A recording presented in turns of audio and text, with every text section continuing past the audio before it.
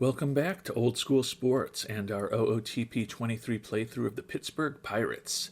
If you're enjoying the series and you haven't subscribed yet, would absolutely appreciate it if you subscribe to the channel.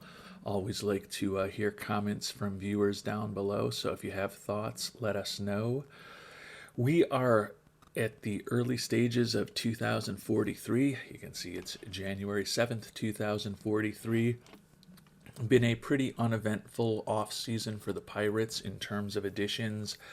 Got to a point where some of our salaries were getting higher and our budget got cut a little bit after last season. So we had to move on from a lot of arbitration eligible and free agent eligible players. And we haven't done too much to replenish the major league level, unfortunately. As far as our pitching staff, we did make a trade, trading for Mario Tolka, pretty respectable relief pitcher.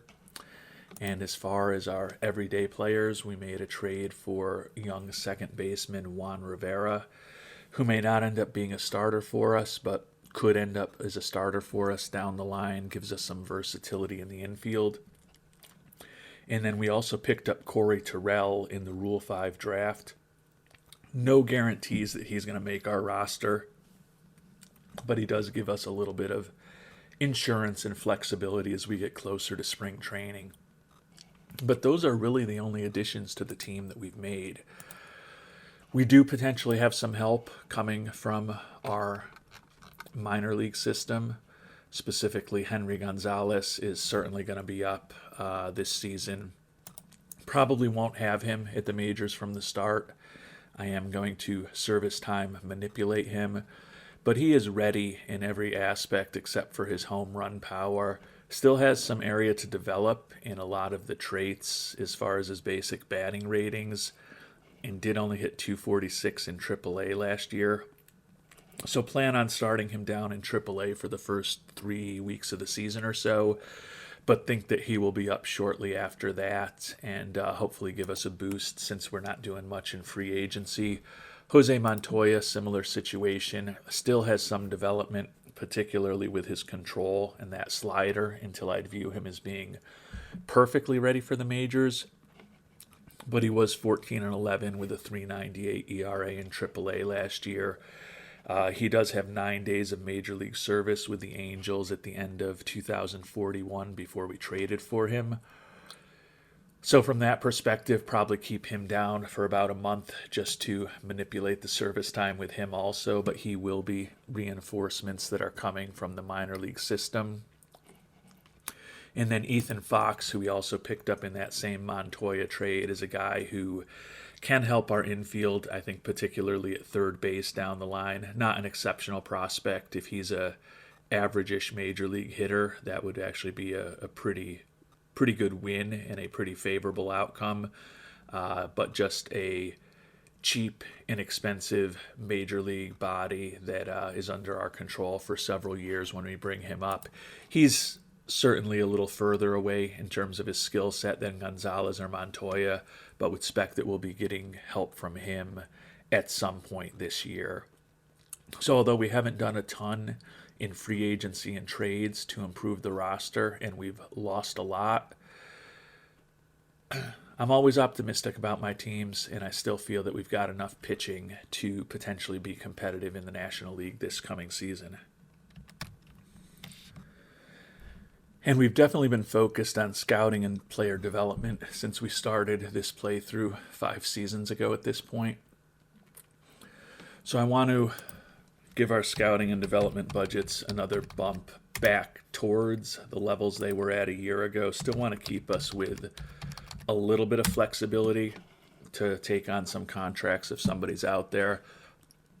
And I would in particular like to at least get back to next year's levels if we don't bring anyone on board over the next few weeks, or I guess actually a few months before the season starts.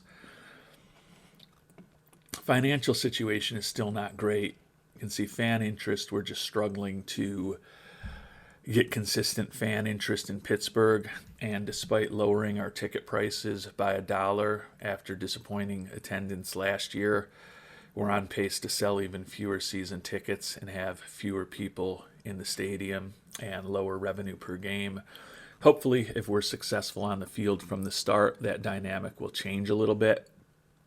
But there's no guarantees. It's definitely been interesting dealing with a penny pinching owner, because I can't recall any other situations where I had a winning record, made the playoffs, got the team to the AL or NLCS, and had a profitable, although not excessively profitable year. Made close to $9 million, and still got my budget cut for the next season. So that was kind of a shock to the system of exactly what we're trying to deal with here in Pittsburgh while Bob Nutting is still the owner. But those are the things that makes the game interesting and challenging. So although it seems like I'm complaining about it, and maybe I am, I've really not, because it does kind of make it more challenging than just playing with the Yankees, which I'd also enjoy doing and probably will do again in one of these playthroughs down the line. An infielder, Jaden Dixon, is traveling to see Vishnu Hit Me Hard in India.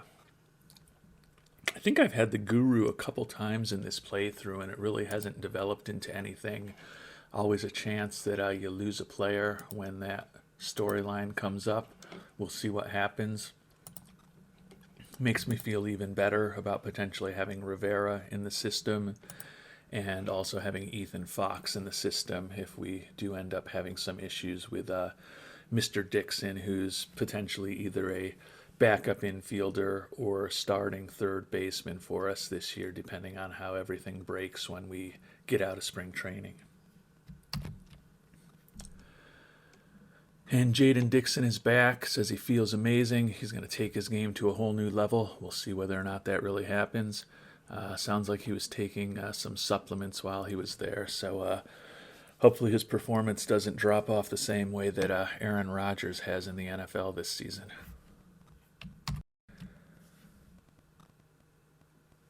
Well, it's February 9th. We're approaching spring training now in about a week and a half.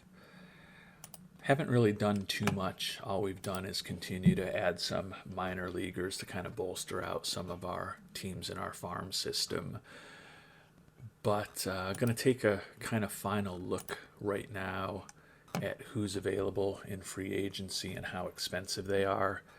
As I talked about, I'd still like to put some more money into our scouting and development, so I don't even know if we really have this full $5.6 million to use, but want to at least take a look at what's out there at these late stages of the offseason and figure out if there's potentially a move that we could make that would position our team a little better for the upcoming season. And not surprisingly, I don't really see anyone on the free agent market that's going to be a game changer for us. Thought about bringing on popular players, but I'm just kind of burned out and done with playing that silly game. Danny Prieto is an extremely popular player, but he's also looking for over $4 million a year. 35 years old, doesn't have great movement on his pitches. He's been a pretty average-ish pitcher the last several seasons in the majors. He is a lefty, which we could always use another of, it seems, but not that excited by bringing him on board. And then looking at the batters, if I did something, it was just going to be a total move to just bring on a popular player. Thought about bringing on a 41-year-old Wander Franco, but he's wrecked. He's looking for over $5 million. Not that great a bat at this point in his career. Kind of weird to see a player who was so good just kind of hanging on for so many seasons and kind of performing at a not exceptional level. But it is what it is. He's been in the majors for over 21 years, but that would just be purely a move to bring on someone who's popular, and I just don't see a real purpose in doing that at this point. I mean, there is obviously a purpose in doing that in terms of boosting our fan interest, but the kind of never-ending cycle of bringing on and losing popular players and really not going anywhere for the long term on that. Kind of burned out on it. So I don't see myself bringing on either of those players. You may have seen a couple of old favorites. Tony Fonseca and Alex Gaines are out there. Thought about bringing those guys on board, but Fonseca is just not much of a hitter at this point. Not that he ever was a great hitter, but he is durable. But $2.8 million for someone as a backup infielder doesn't excite me. Alex Gaines is a guy who was with us a little bit season ago, or 2 seasons ago. Didn't really do all that great. His batting profile looks mildly interesting, except for the fact that he's got no speed, so that kind of negates the gap power that he does have. He's a good personality, versatile player, but just over the course of his career has been kind of the definition of an average major league hitter. So again, just not that interesting to potentially bring him on from my perspective. So we are going to go and bump our scouting and development at this point back to where they've been for the last few years. 18 million on scouting, 32 million on development. Does give us a tiny amount of money if a free agent happens to hit that we're interested in, or more likely if we do decide as the season gets going to try to take on some contract to fill a hole that will inevitably develop. But until then, we're just going to get ready for spring training and hope that we can get through the months of February and March without any significant injuries. And we take another hit to fan interest in spring training is Zion Rose, who we had on our team for 30 games started, 33 games total last season, and hit .242 in 99 at-bats with a 0.2 WAR. His departure gives us a 2-point hit to fan interest, so we're going to sell even fewer tickets now that a aging, mediocre backup catcher is gone. Getting towards the late stages of spring training and just finally had our first significant injury. Luis Flores, you may remember, he picked him up in the Rule 5 draft a season ago, spent the whole year with Pittsburgh.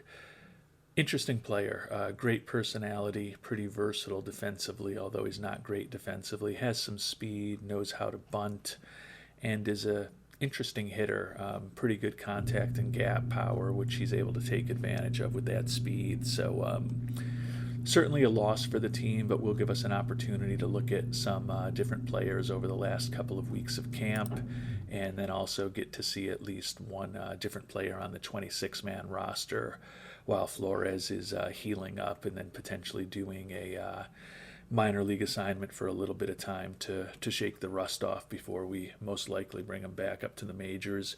Since he has been on the team for the full season last year, we could end up keeping him down in AAA for a while if other players are playing well, or we do get into a numbers game at the major league level. So not great, but if someone's going to get hurt, a player like Flores getting hurt is probably preferable to an Isaiah Hill or a Tony Santana. And I may have jinxed myself talking about injuries, as now second baseman Victor Serrano is day-to-day with a strained oblique for 3 weeks. Given that we're still in the preseason, the spring training, we're just going to put him right onto the IL, hopefully let him heal up. And we're also waiting to hear about Man-Ho Lee, reliever, pending a diagnosis from an injury. Only went 1 pitch 2 days ago, so probably not the best sign in the world. I'm guessing that one might be a little more significant. He was going to be a back of the bullpen type of pitcher for us if he did end up making the major league team, so not an optimal situation if we do end up losing him for an extended period of time, but not the end of the world either. And not surprisingly, Man-Ho Lee, a torn labrum, out for 5 to 6 months, so most likely the entire year. We will put him onto the 60-day IL. Unlikely if we'll be getting much out of him this season. So hopefully we've got about a week of spring training left. Hopefully we can remain healthy for this last week of the spring training and prepare ourselves for the regular season. Going to be interesting to see what these Pirates can do, and going to be interesting to see what the predictions are for this team when we get to the start of the season in our next episode. And spring training is finally over. The Pirates an unimpressive 8-13. Obviously, spring results are not the most important thing in the world, so we are going to work on cutting our team down now. We've still got 37 players on the spring training roster. Still dealing with the injuries to Manho, Lee, Luis Flores, and Victor Serrano. So we'll have a couple of infielders on the Major League roster likely who would not have been there, which will be interesting. We'll see how those guys can do. Certainly feel like Henry Gonzalez is ready for the majors at this point, but we are going to send him down, bring him back hopefully in about 3 weeks. You can see if you were paying attention closely, he did move up another notch in his home run power, so he's closer to Major League average at this point. Would like to see him just absolutely rake in AAA for the first few weeks of the year, so we know we're definitely not making a wrong decision bringing him up, but I'm sure he's ready at this point. We're just going to try to ensure that we've got control of him for an extra year by not bringing him up till probably late in April. And similarly, Jose Montoya, I think, is ready at this point. He put up a 3.38 ERA in 18 2/3 innings. Certainly still has some development to go. So from that perspective, I don't feel as bad sending him back down. But he will be up likely in the first half of the season. I don't know if it'll be quite as quick as when we bring Henry Gonzalez back up, but it will not be long until we'll be able to hopefully see what he can do for us at the Major League level. So that's going to leave us with a little bit of a hole in the rotation because we're not going to keep up Sal Valadez yet. We've got Longoria, Santana, and Gonzalez, our 1, 2, and 3. Rosales is going to move up from being the 5th starter to the 4th for the time being until we are able to bring Montoya back up, and that will leave us with a little bit of a hole. So probably someone like Gaylord, Gaona, maybe even Tony Jones, who we've kind of forced into reliever roles over the years to ensure that Rosales got into the rotation. Probably end up having one of those guys up there because Sal Valadez, although he is one of our top prospects, former second-round pick, hasn't been above AA ball. We'll probably start him in AA. He's still got a lot of growth in terms of development that hopefully we will see over the next year, year and a half. But we are going to demote Mr. Valadez down to AA Altoona, get him a little more seasoning down there. Similarly, Juan Bin Daoud, who we took the round after Valadez back in 2038, expects to be in the starting rotation at the Major League level. He was only made it up to high A ball last year. We're going to dump him in high A for the time being, but I think it's conceivable that he'll start the season in AA Altoona. Just don't want to put him in AA and then send him down to high A. We'll put him in high A, and as we kind of go through our minor league rosters and see exactly how those things shake out, if we need to promote him up to AA, that'll be a thing that we'll be happy to do, and hopefully he'll be pleased with it because he doesn't look too pleased that he's not a starting pitcher at the Major League level at this point. And it actually was not too difficult for us to get to the 12 pitchers we're going to bring north to Pittsburgh with us. Longoria, Santana, Gonzalez, guys who have been in our rotation for years at this point. The top 3, Heriberto Rosales is going to be our number 4 starter.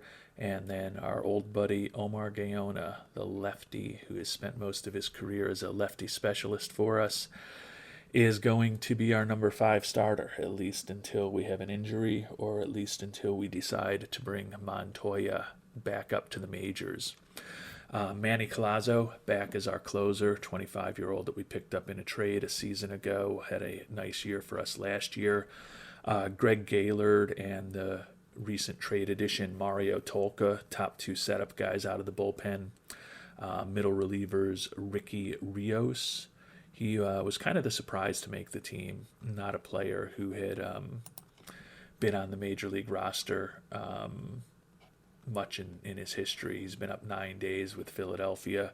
We traded for him last year, I believe at the end of the season. I think we got him for one of the, I think it might have been 2 of the arbitration eligible players when we were just trying to get anything for them. What exactly was that trade? Yeah, we traded Jaquan Hinton, who was an arbitration eligible player that we had picked up in a trade with the Nationals. Catcher John Herrera, another pretty solid arbitration eligible player that we weren't going to be able to afford. And then third baseman Wilson Rosales, who's not much of a prospect, and got Rios in return for those guys. Hopefully he can contribute out of the pen. Jarman was a guy who was a Rule 5 pick of ours a year ago and has become a trusted member of the bullpen.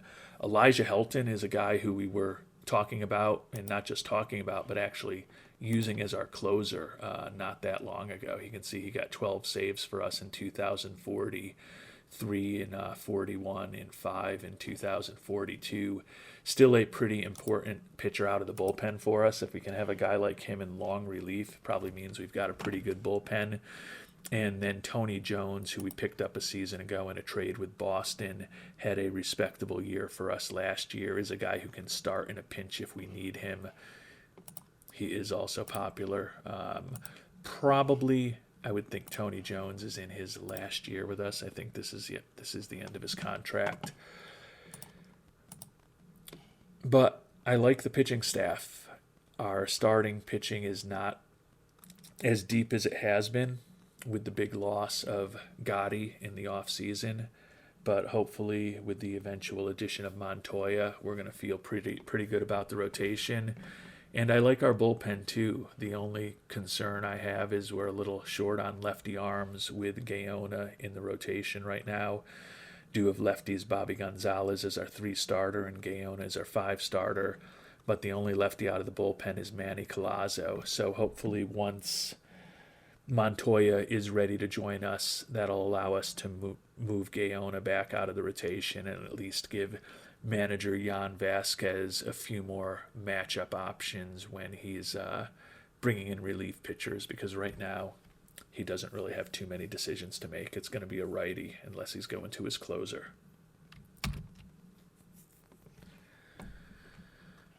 And looking at the players for our everyday roster, it's not the most impressive group other than Isaiah Hill. But as I talked about, we will have Henry Gonzalez back in the not-so-distant future, which will give us hopefully another nice bat. We are going to send Ethan Fox down. I think we could find him playing time.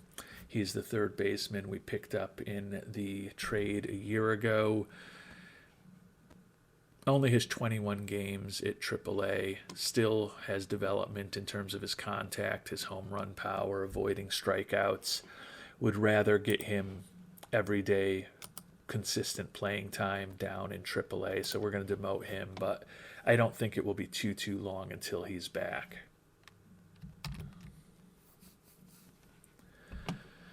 And our final cut is not an easy one because we're going to be keeping around some older outfielders, but Corey Terrell, who we picked up in the Rule 5 draft, just not a major league hitter at this point.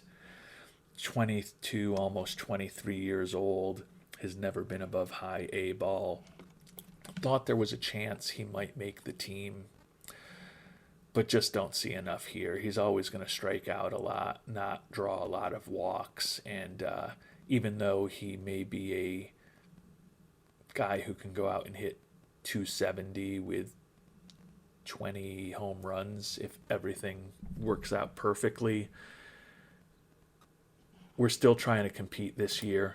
and we are going to have Henry Gonzalez joining the outfield shortly. Just don't see any reason to keep Terrell around, so we are going to release him back to the A's, and that gives us our 14-man roster. Ishmael Heel, who has been languishing in AAA for the last few seasons, finally gets to bring that good glove back up to the major league level. We'll see if he can hit enough to keep his job. If he doesn't, we do have another former member of our team, Adam Fuchs, down in AAA on a minor league contract. Probably a little bit better hitter than Heel. Not quite as good defensively, but a great personality. So if it doesn't work out with Heel, won't be long until we can bring Fuchs up. Nelson Ibarra, who we traded for from Texas to become our starting catcher. Excellent defensively, a little bit of home run power, although he's not a great hitter. He is going to be in the lineup every day for us. Looking back at the history on Ibarra, we got him for Luis Linares, who was our shortstop and then became a third baseman for us over the past few years. But his arbitration number at close to $10 million for this coming season was getting to the point where we just couldn't justify it, and even if we could justify it, we just couldn't really afford it. So we brought Ibarra on board for him. First baseman, last year's surprising Rookie of the Year, Sean Barley, hit .286 with 9 homers and 332 at-bats. But it was clearly a down year for National League rookies, as he still got the NL Rookie of the Year award.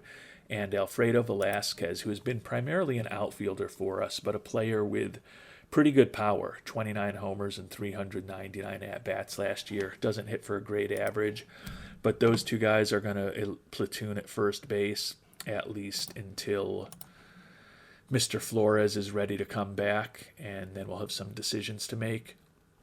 Second base, Victor Serrano. We'll see how long he's still out for, but that has opened up some spots in our infield also for veteran Julio Mendoza, gained as a minor league free agent signing about 2 months ago. Thought he was just going to be organizational depth. He did spend all of last year in Colorado. Would think that he's not going to be long for our major league roster, but he's platooning right now with Juan Rivera, who's the guy that we picked up in the trade with Seattle in our last episode. Think that he is a player who has potential to be an infielder for us for the next several years. Jaden Dixon at third base. In a perfect world, he's a utility infielder. So if we do get to a position where we start bringing back some of the injured infielders, and then potentially somewhere down the line we are able to bring Mr. Ethan Fox back up, it's very conceivable that at that point Dixon will move back into, Dixon. Why was I looking? Looked like I was seeing Dixon on the pitching screen there, which confused me. Maybe I'm just imagining it, but that could move Dixon back into more of a utility infielder role. Tony Cota, excellent glove, is not much of a hitter, will be back as our shortstop. And then the outfield, the starters, pretty pleased with. Isaiah Hill back in left field. Hopefully he is another monster year for us. Ramon Herrera back in center field, and Alex Perkins back in right field. So no concerns there. The backup outfielders right now are a little bit of a motley crew. We picked up Bobby Cintrone as a minor league free agent signing. You may remember him. He was a player in the Royals organization. I think he was an international free agent signing many years ago for the Royals. Yeah, we signed him back in 2029 to a minor league contract, and he has spent his whole career in the Royals organization. At the major league level, he's been an above average offensive player for the course of his career, but the last 2 seasons seems to have tailed off a little bit. Don't know how long he's going to be with us. He could be a casualty once we look to bring up Gonzalez or once we need to make space for some of the infielders, but a somewhat proven major league bat coming off the bench for us. Omar Vieira, similar situation. He was a minor league free agent signing a few years ago, has toiled away in AAA for us the last couple years, hitting 283 and 290. Fragile player. A respectable, I think, major league bat. You look over the course of his major league career, and he has been a slightly above average offensive player in terms of his OPS plus and WRC plus. But similar to Cintrone, his most recent major league experience, not quite as impressive. Again, not a player who's probably going to be on the roster for the long term, but he does make our team coming out of spring training. And last but not least, Andres Mendez, player who was once a big-time prospect for us. You can see that he was a first-round pick of the Pirates, third pick overall back in 2036, a couple of seasons before we took the team over. When we did take the team over, he was one of the top 100 prospects in baseball. Just has never really developed as well as a hitter as we would have hoped. And you can see he doesn't really offer much defensively, doesn't really offer much on the base paths. So if he's not a pretty productive hitter, there's just not a role for him. But he does make the team with a left-handed bat off of the bench. You can see he has been up in bits and pieces for each of the last 5 seasons since we have been running the team, but only up for 1 game last year, didn't even get an at-bat, has been a below-average offensive player for the most part, but will get an opportunity to prove himself because at 28 years old, he's actually significantly younger than Vieira and a couple years younger than Cintrone, so probably keep him around. Interestingly, they're all left-handed bats too, so we'll be moving on probably from 1 or 2 of those players over the next month and a half as players come back for injuries and we prepare to bring Henry Gonzalez up to the major league team for good. But that is what the Pirates are going to be looking like coming out of spring training in 2043. And I found that running the preseason predictions on the final day of spring training or right when spring training is done, and it seems like a lot of teams have not necessarily cut their spring training rosters down, can generate some wonky results. But I'm going to do it anyways, and then I'll do it again at the start of our next episode 3 days from now at opening day after I've cleaned up all of our minor league systems, cleaned up the rosters for all the minor league teams, cut some players, maybe tried to recruit a few other free agents to bolster some of those rosters. We'll run it again at the start of the next episode, which I think will be more accurate. I don't think we're as good as the team that we had last season. I'll admit that, especially with who's on our major league roster right now. We were the last wild card with 87 wins last season. I'd be shocked if it tells us we're going to win 87 games. I think it's probably going to tell us we're around 500 right now. But as I've talked about, I do think we have some pretty good reinforcements coming from the minors who hopefully by May, certainly by June or July, should be pretty productive and useful major league players. So I don't think we're going to be as bad when all is said and done as whatever this preseason prediction says we are. And again, because I don't think all teams have really cut down their spring training rosters yet, could get some funky results here. I think we're right at 500. I can't really argue with that. We'll run it again when we get through the next 3 days to start off the actual season at the top of our next episode, but I don't think that that's unreasonable. 20 games behind the Cardinals would definitely stink, and that would be the first team out of the playoffs in the National League. It looks like the Rockies would get the third wild card at 84 and 78 if that comes true. So hopefully it won't come true. Looks like another big season for Isaiah Hill is expected. No shock there. And it looks like they're expecting Luis Longoria to remain healthy and also for us to get a nice season from Tony Santana in that playthrough. Certainly if we can get close to 400 innings this season from Santana and Longoria, we would take that in a second, especially if they're striking out close to 500 batters between them in those 400 innings. So we will find out exactly how the new season is going to go in our next episode. Until then, thanks so much for watching, and hope you have a great day.